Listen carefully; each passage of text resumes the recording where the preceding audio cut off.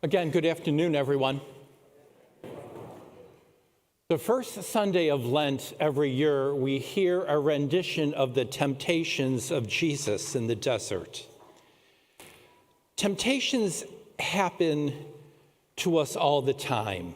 In fact, I had a temptation 3 minutes ago when I looked at our second reader who came up here. How tall are you? You don't have like an MG midget car or anything like that, do you? My wife. Your wife. That was my temptation, looking and trying to figure out what you drove, okay? But I think sometimes when we look at the temptations of Jesus, we can be misled. So I just want to go through, make all three of them kind of just briefly and give you just maybe a different interpretation of it. Because temptations aren't sinful in themselves. Temptations can lead us into sin. They can distract us from what God is asking of us. Now, they can be either physically, we can be tempted to do something, or even just internally. I had a friend who was a long-haul trucker, and he would drive across the country. And I remember one time we were talking about the various billboards that he saw on the road. And he said, "Father, you know how they advertise new cars? They put a scantily clad woman over the hood of the car." And I said, "Well, that's a temptation. That's not sin." He said, "Father, 20 miles after I passed that billboard, I'm thinking about that." And, well, okay, that could be sin then, okay? So what do temptations look like for you? When I was a kid, I had a picture Bible. And on one side of the page was a description or an image that was painted of the various scenes that we're talking about. And I remember the one about the temptations of Christ. It had this devil pictured as this reptilian-like person, contorted, the horns on his head, the reptilian wings. If that's what we think temptation is, we can do ourselves a disservice. Because in all my years of being tempted in every different kind of way, I never saw that kind of creature going, ha, ha, ha, ha, ha. And a lot of us think that's what temptation is. But temptations are much more subtle than that. They can lead to us not recognizing their temptations. So I was thinking about these three temptations of Christ. Now, each one of them is something I think that we fall into somehow on a regular basis. The first temptation of Christ, turning the stone into bread. Really, there's nothing wrong with that. Jesus was in the desert for 40 days. He wasn't eating, Scripture says, so he was hungry.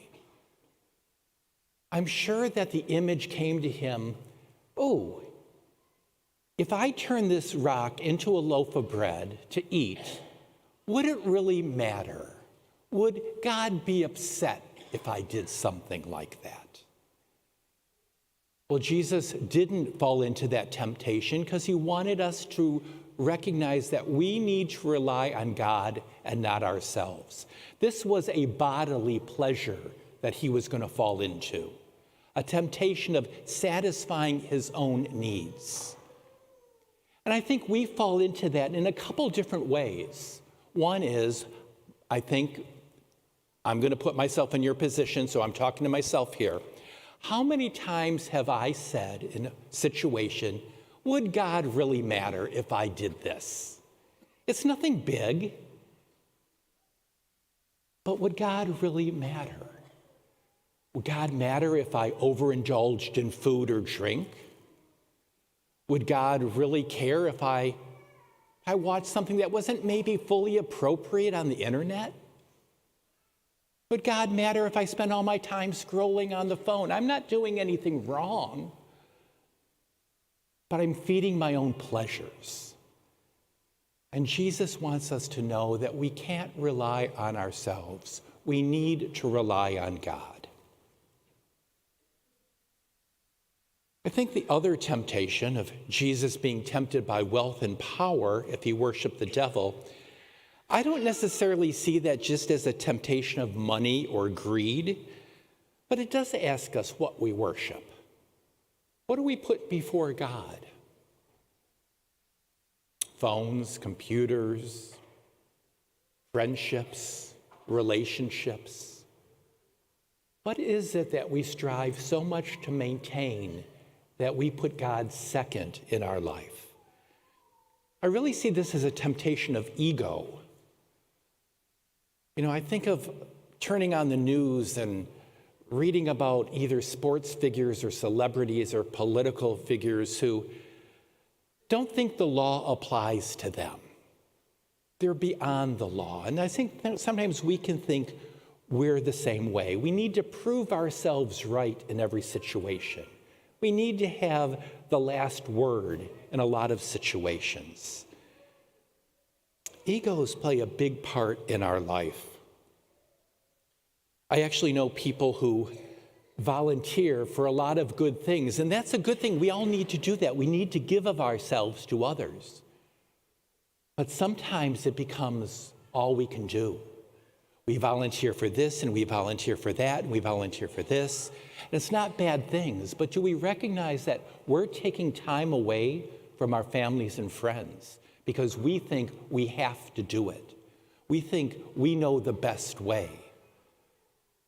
I had a moral theology professor who once said, "Don't hog all the grace.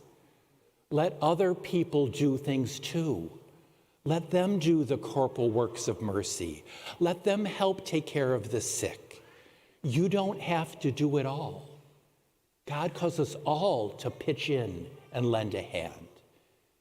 I sometimes think that we can fall into the "I know the best way to do things."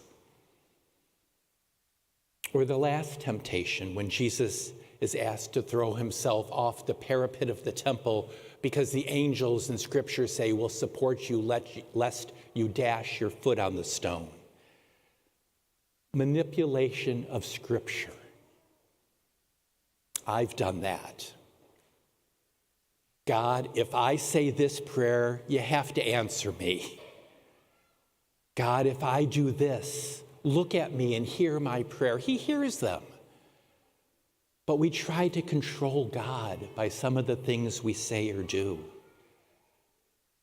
I know people who fall into the same sin over and over and over again. And they simply think God's going to forgive them because they tend to look at God as the good shepherd, but they forget about the justice of God as well. We can manipulate Scripture to meet our own needs. Temptations can appear to be good. Food, money, ego, status, those can all be used for good. But a lot of times, they choose us to be more dependent. They make us choose to be more dependent on us than we are on God. So as Lent begins, and we have this time to be aware of what temptations we face, let's make sure that we take a look and say, are we depending more on ourselves or depending more on God? Lent's a time given to us to change. May we make use of this time and become better images of Christ to the world.